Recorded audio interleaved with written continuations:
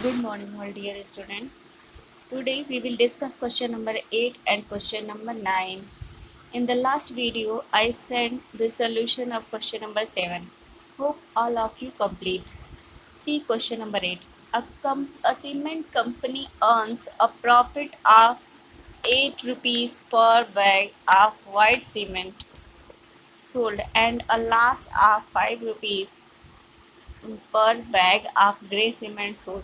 मतलब एक कंपनी है जो वाइट सीमेंट बैग जो है सोल्ड कर रही है, तो 8 रुपीज़ का प्रॉफिट हो रहा है, बट ग्रे सीमेंट बैग जो है वो सोल्ड कर रही है तो उसको 5 रुपीज़ का लॉस हो रहा है। मंथ मीन्स एक बैग सोल्ड करने पे प्रॉफिट 8 रुपये का हो रहा है, कब? जब वाइट सीमेंट सोल्ड कर रही है, और लॉस ग्रे सीमेंट का एक बैग सोल्ड कर रही है तो कितना लॉस हो रहा है? 5 रुपीज़ का। तो सबसे पहले इसको हम कॉपी में लिखेंगे, अभी मैं एक्सप्लेन करूँगी कैसे लिखेंगे आप। ए पार्ट भी देख लीजिए। The company sells 3000 bag of white cement and 5000 bags of grey cement in a month. 1 month में 3000 वाइट सीमेंट बैग सोल्ड किया है और 5000 ग्रे सीमेंट बैग सोल्ड किया है।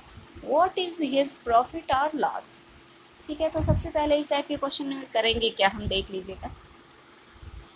लिखेंगे a cement company earns a profit on the white cement bag soldering.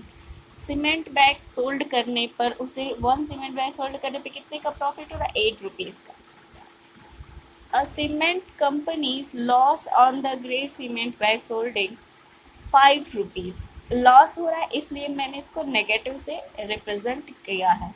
ठीक है, सिर्फ लॉस को ये डिनोट करने के लिए मैंने ऐसा किया है। अब देखो फर्स्ट पार्ट, ये तो दोनों के लिए कॉमन हो जाएगा, ए पार्ट के लिए भी और बी पार्ट के लिए भी। अब ए पार्ट का सोल्यूशन देखो। Profit on the selling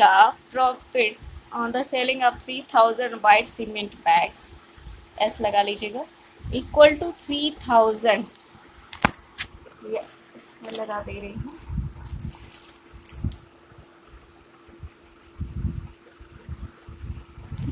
3000 bag, तो प्रॉफिट हो रहा है ना, तो 3000 का मल्टीप्लिकेशन कर देंगे 8 से, क्योंकि 1 सीमेंट वाइट सीमेंट बैग पे कितने का प्रॉफिट हो रहा था? 8 रुपीज़ का। तो 3000 है तब कितने का होगा? 3000 है तो कितने का मल्टीप्लिकेशन कर देंगे? 24,000 रुपीज़ का प्रॉफिट होगा। फिर लिखेंगे loss on the selling of 5000 grey cement bag equal to 5000 into -5। -5 से क्यों कर रहे हैं?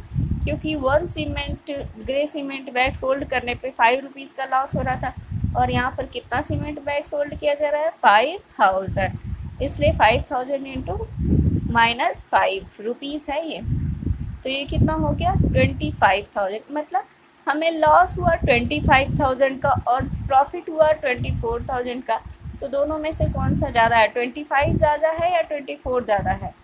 तो यहाँ पे हम लिखेंगे here we see 25,000 is greater than 24,000। यहाँ निगेटिव से मत परेशान हो, ये निगेटिव सिर्फ लॉस को रिप्रेजेंट कर रहा है। ठीक है, तो यहाँ 25 ज़्यादा यानी कि हमें लॉस ज़्यादा हुआ है, तो हम लिखेंगे then total loss of company equal to 24,000 plus in bracket में -25,000, प्लस माइनस का मल्टीप्लिकेशन होगा तो माइनस हो जाएगा।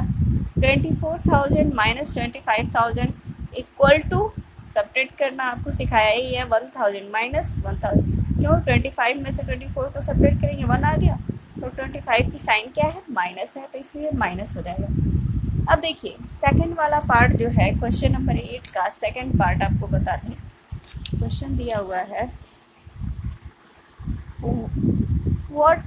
what is the number of white cement bag it must sell to have neither profit nor loss if the number of gray cement bag is sold is 6,400 bags। मतलब यहाँ पे आपको एक कंडीशन दे दिया है कि ना प्रॉफिट हो रहा है ना लॉस हो रहा है, और कितना ग्रे सीमेंट बैग सोल्ड हुआ है? 6,400 बैग सोल्ड हुआ है।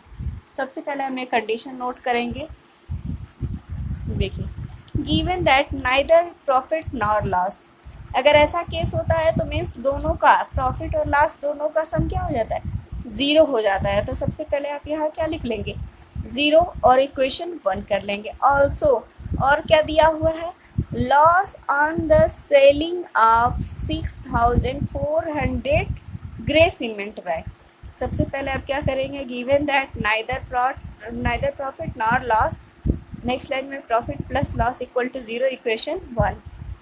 Also loss on the selling of 6400 grey cement bag equal to 6400 into -5, क्योंकि लॉस पे कितना, एक बैग पे कितना लॉस हो रहा था, -5, इसलिए मल्टीप्लिकेशन कर देंगे, क्या आ जाएगा 32,000।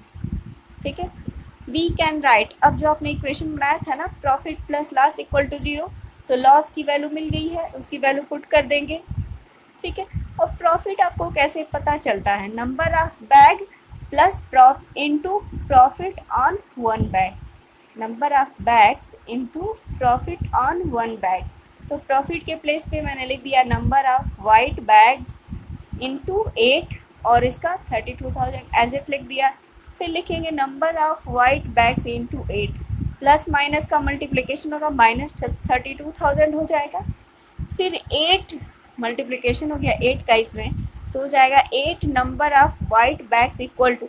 अब देखो, जब भी कोई नंबर या कोई डिजिट जिस साइन के साथ लेफ्ट हैंड साइड में रहता है, तो जब भी अब दूसरे साइड में ट्रांसपोज होता है तो उसकी साइन चेंज हो जाती है। यहाँ 32 की साइन कितनी है, नेगेटिव है, तो इधर आ जाएगा इक्वल टू की साइड में, तो पॉजिटिव हो जाएगा। अगर ये पॉजिटिव रहता तो राइट साइड में आने पे क्या हो जाता, नेगेटिव हो जाता। तो यहाँ पे नेगेटिव है, इसकी साइड में आ गया तो पॉजिटिव हो गया।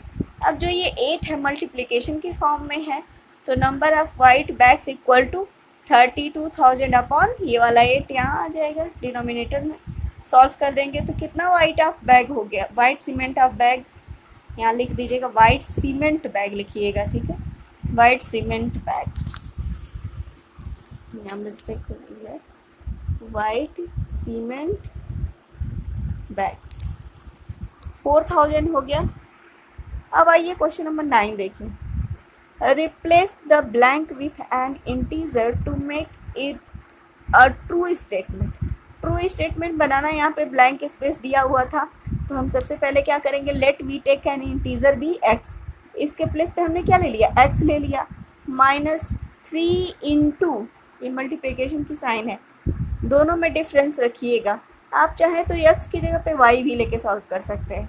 -3 into X equal to 27, multiplication हो गया तो -3x equal to 27, then x equal to 27 upon -3।